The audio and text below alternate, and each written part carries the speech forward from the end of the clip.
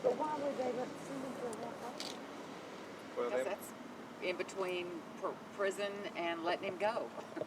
they might. I think that they might feel that because of that incident that happened with the argument at the house, that the house is unstable, and whenever they get a whiff of that, unless there's somewhere else he can pull to, that's the problem. I'm not saying it's going to be a deal breaker for him to come back, but I think Catherine's right. That's somewhat likely. Well, there's a possibility of him going somewhere else. He's still in the radio station.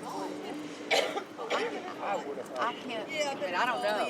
Y'all are going to have to figure that out. Y'all is going to depend on the ruling that.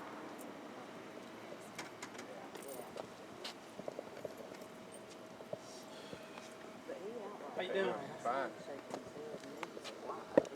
I'll answer it. Sean, why don't you come over here with me? I'm Catherine Scardino, Scardino. Tell me what transpired today. Well, we just had a 4-hour parole hearing, a revocation hearing on Martin Drawn. The allegations on which the parole board is trying to revoke his parole is that he spent 12 minutes in a Burger King buying a Coke and using the bathroom. And the second allegation is that he failed to re-establish GPS contact when it beeped inside the store, which he denied both allegations. And I think the evidence is clear that the stop at the Burger King and everything he did was done in good faith. He went outside, he tried to restart the GPS, and in his opinion, it did restart. Okay, they've got him since he's gotten out. 20 years flat he did. Got out, they've got him under house arrest. Yes. Basically, he can't even go on his front porch. He can't even take the garbage out. He cannot step outside the front door or the back door of the inside of his home without specific permission of his parole officer. Now, what about, he's got fees he's got to pay to the state. How does he pay? He's got to pay He doesn't pay, right now he doesn't pay them. Joy pays them. His friend pays them for him because ostensibly he's supposed to work, hold down a job, make money, and be able to pay his fees. But they have got him under such circumstances that it's impossible for him to comply with the terms of his parole. I've seen people led murder come out of prison in Houston, and they're back on the streets. They're basically reporting to their parole officer. They're not under near the restrictions this is. Do you think it's more just a small town political deal, or you think it's what? Well, I think it's just the circumstances of Martin's release, the reversal, the prior record. But like Martin said, I was somebody 20 years ago, and 20 years later, I'm not that same person. And he said, I know that I have a responsibility to do well and do right on this particular parole. And he was absolutely definite that he was going to follow all those stern and sometimes ridiculous conditions of his parole. But now, they've got him in a box, so he can't do much of anything.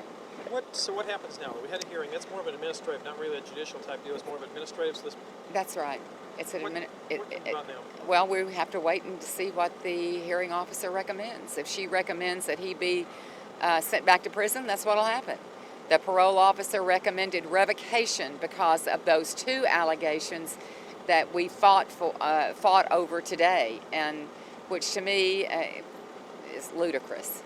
What do you know about the parole officer? Anything at all? I've heard some things. What is his name? His name is Mr. Jim McKee, M-C-K-E-E. And I cannot help but state that any parole officer who takes a man, this was the first time Martin Drawn had been out on his own, not with Joy, of course, but had been out of the house in 20 years. The first time he'd been to a store. The first time he had bought anything on his own, the first time he had been in a Burger King to get a Coke and use the bathroom, you know, the first time he had really felt sunshine in 20 years. And they are standing on the sidelines waiting to revoke him. It's something, you know, it doesn't smell right to me. And he had permission from the officer. He had permission of the officer to go to Lowe's and to Walmart. He did not have specific written permission from the parole officer to stop on that 12-minute stop at Burger King. However, he testified, and Joy, his friend, testified that the gentleman told him that, you know, I don't expect when you're out for hours at a time, I don't expect you not to eat or to use the bathroom. Just make it quick. Go to a fast food place. But you don't just drive or walk through a fast food place and somebody hands you food, and he didn't even get food. He got a Coke. Now, the GPS ordeal at Walmart, I mean, the GPS half the time inside a building, I mean, their GPSs in the sporting goods department don't even pick up the satellite signal. How are they expected a GPS to pick Because up? there's an alert on the box that he wears around his shoulder that tells him that he's losing or has lost GPS. So the way to solve the problem is he goes immediately outside, stands outside until the satellite reconnects. Okay. And that's what he did. And I mean, they could see that from that, I mean, he's gone in the store. Yeah, you're not going to have a signal inside the store. You come out. His signal's not going away from the store, it's at the store. The signal will last for a few minutes, and as soon as the signal gets weak, or they lose it, he gets an alert and he has to go back outside to reestablish the GPS signal, which he did.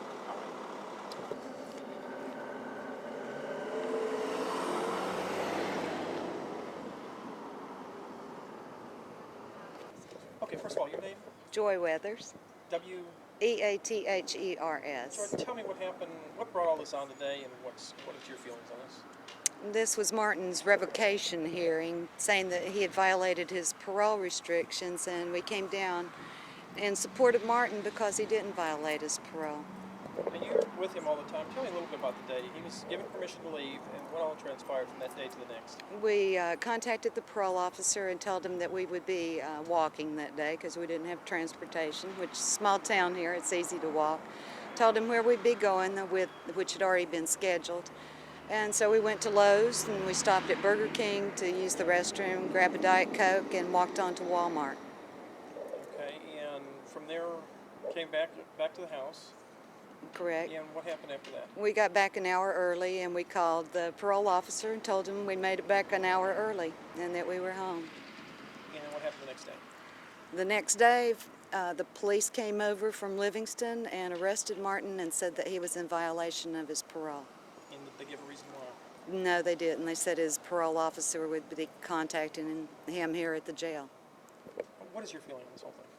I think he was set up. I don't know of a man that tried harder at anything to abide by the rules and regulations. And with me too, you know, both of us were doing the same thing. We heard the same thing, and there's lies involved here. You know, if you're going to set somebody up, that's what they did with Martin.